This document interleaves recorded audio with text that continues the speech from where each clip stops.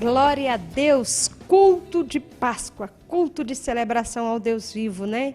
E hoje, mais do que nunca, a gente vai entender essa questão do Deus vivo. E eu quero orar para a gente iniciar o nosso culto. Deus, em nome de Jesus, nós nos achegamos diante do Senhor para te engrandecer, te adorar, reconhecer a tua grandeza, a sua bondade.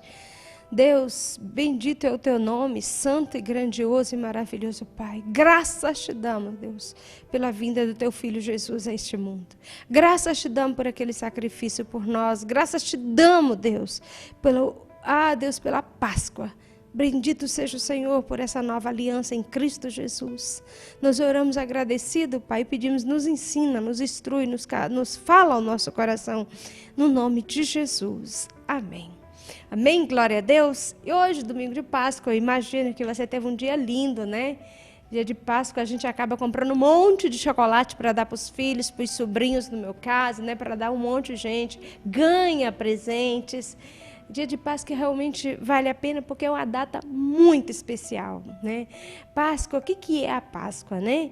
Nós lembramos muito daquela Páscoa antiga lá de Moisés, foi quando Deus tirou o povo do Egito da escravidão, né? Tirou Moisés com o povo dele lá, mudou aquela história, né? Então, era a Páscoa dos judeus. Então, e os judeus sempre comemoraram a Páscoa. Todo ano, eles comemoravam aquela saída da escravidão do povo do Egito, né? Quando o povo saiu do Egito, saiu da escravidão, o povo de Deus, Israel, o povo judeu. Então, até a vinda de Cristo. E é interessante que próximo, né, dessa festa de Páscoa aqui que está lá em Mateus capítulo 26, vamos ler a partir do 17, que fala assim: no primeiro dia da festa dos pães sem fermento, os discípulos dirigiram-se a Jesus e lhe perguntaram: onde queres que preparamos a refeição da Páscoa? Ele respondeu dizendo que entrem na cidade, procurem-se um certo homem e lhes dizem: o mestre diz, o meu tempo está próximo. Vim celebrar a Páscoa com os meus discípulos em sua casa. E os discípulos fizeram como Jesus o havia instruído a prepararem a Páscoa. E é interessante o que aconteceu.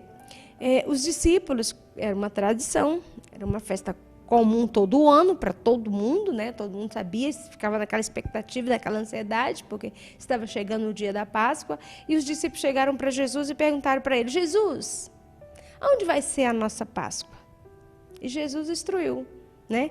Vai em certa cidade, na casa de certo homem. Quer dizer, Jesus instruiu tudo e eles prepararam a Páscoa. A Páscoa, a ceia daquele dia. E naquele momento que eles prepararam ali, né, a ceia do Senhor, eles, lá no versículo 23, fala assim: afirmou Jesus, aquele que comer comigo do mesmo prato há de trair. Jesus já sabia que tinha um traidor na mesa com ele, né? Jesus já sabia que tinha um ali que ia traí-lo. Na Páscoa, nos últimos dias de Jesus. E é interessante que naquele momento Jesus começou a instruir os seus discípulos e em seguida, lá no versículo 26, ele fala assim: enquanto comiam, Jesus tomou o pão e deu graças, partiu-o e deu aos seus discípulos dizendo: tomai e comei, isso é o meu corpo. Em seguida tomou o cálice e deu graça e ofereceu aos seus discípulos dizendo: bebam dele todos vocês, isso é o meu sangue da aliança que é derramada em favor de muitos para perdão de pecados. E eu lhes digo que de agora em diante não beberei desse fruto da vinde até aquele dia em que beberei o vinho novo com vocês no reino do meu Pai. Depois de terem cantado o hino, saíram para o Monte das Oliveiras. O que aconteceu nessa mesa? A mesa foi posta, a ceia estava tudo preparado. Você imagina que mesa? Tinha cordeiro, tinha tudo de bom naquela mesa da Páscoa. E Jesus instruindo eles, pegou ali o pão e disse para eles: esse pão, Jesus escolheu, tinha vários alimentos. né? Jesus escolheu o pão porque o pão é um alimento universal, né, no mundo. E ele pegou aquele pão e o graça disse: esse pão é o pão do meu corpo, que representa o meu corpo. Jesus estava dizendo ali para eles, ó, o meu corpo que vai ser moído, destruído, para o perdão do pecado de vocês. De muitos, não é de todos, de muitos. Que infelizmente nem todos reconhecem Jesus como Deus, como Senhor da sua vida, né? Como seu Salvador. E Jesus em seguida tomou também o cálice, aquele cálice de vinho, levantou e disse: este é o meu sangue que será derramado por vós, que será derramado por vocês, né? E Jesus, tendo dado graça, pegou e deu graça e distribuiu entre eles. Então, Jesus, depois que fez aquilo, terminou ali a ceia, Jesus saiu para onde? Para o Monte das Oliveiras.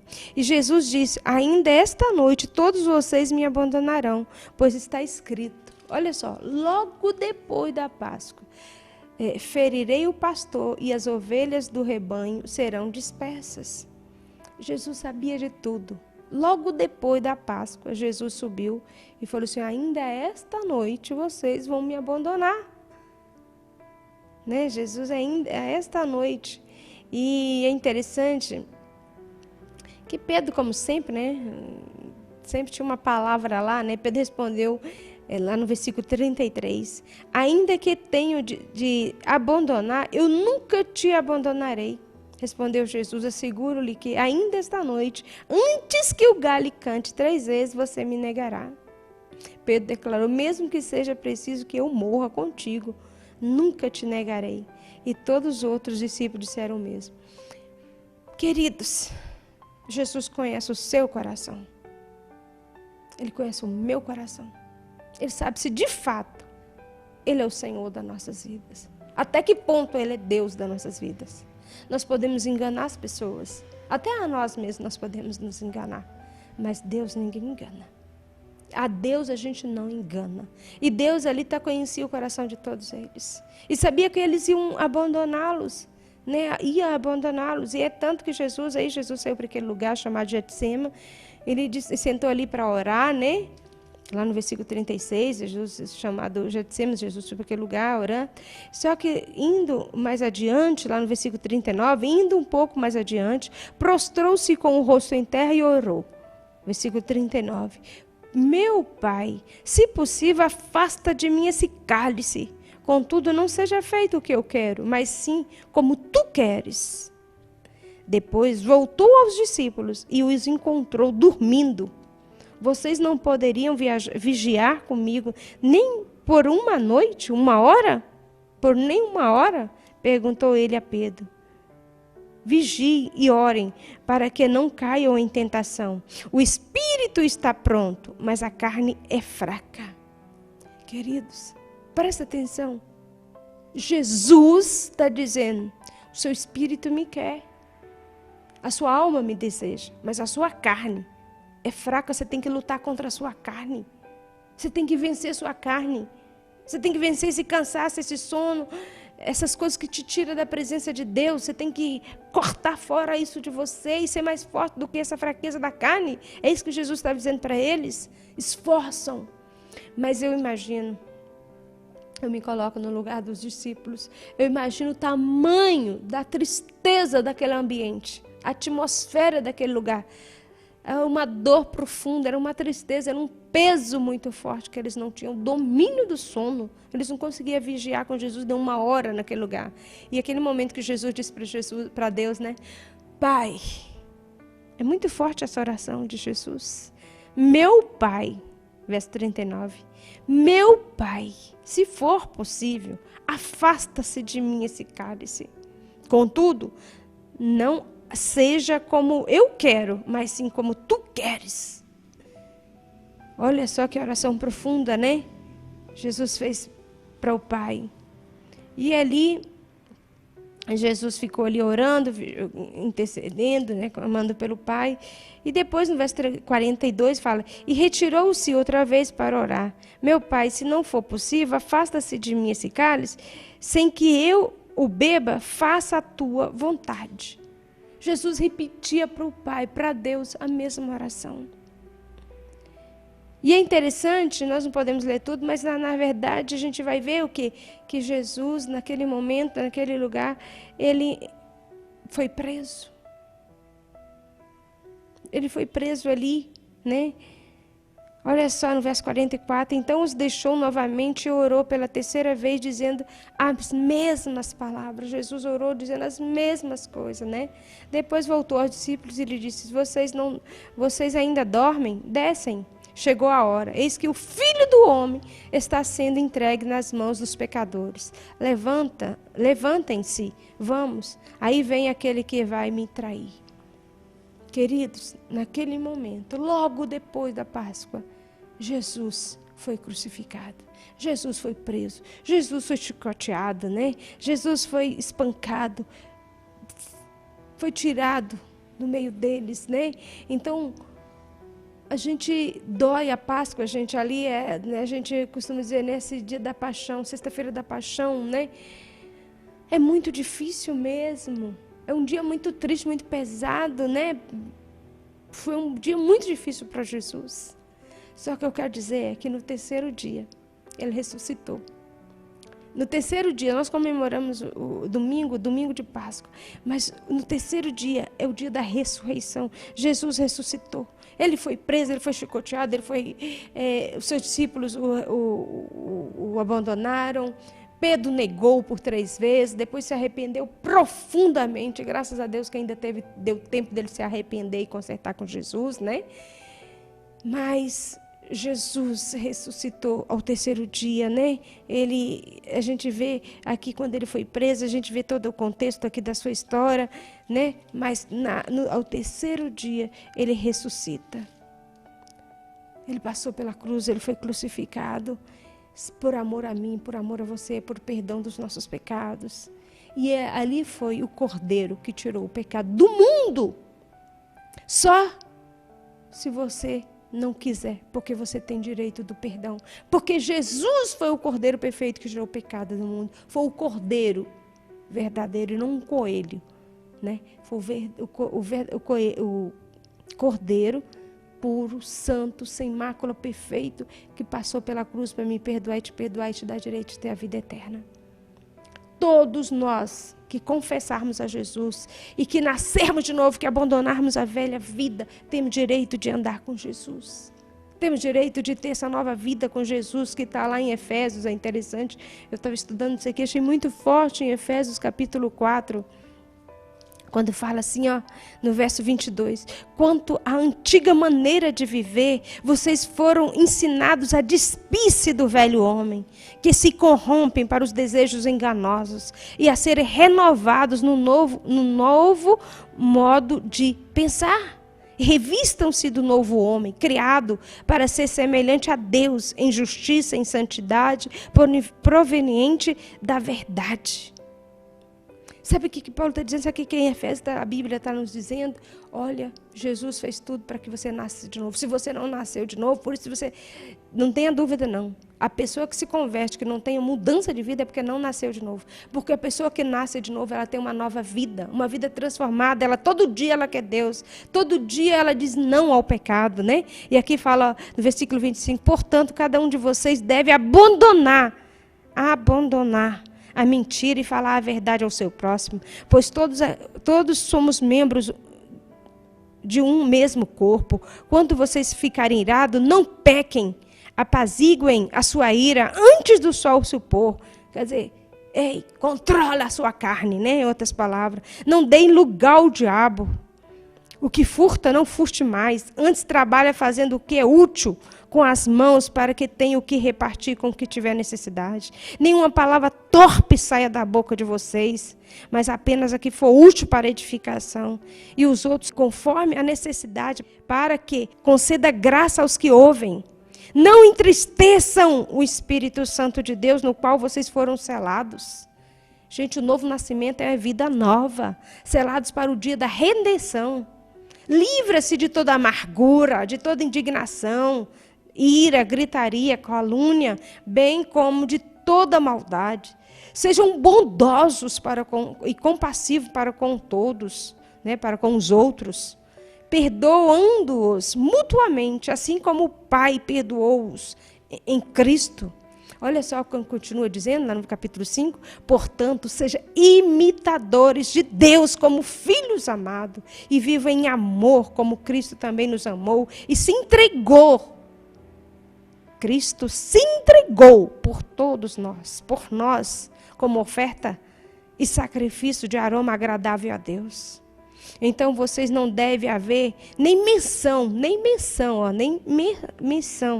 de imoralidade sexual, como também de nenhuma espécie de impureza, de cobiça, pois essas coisas não são próprias para os santos.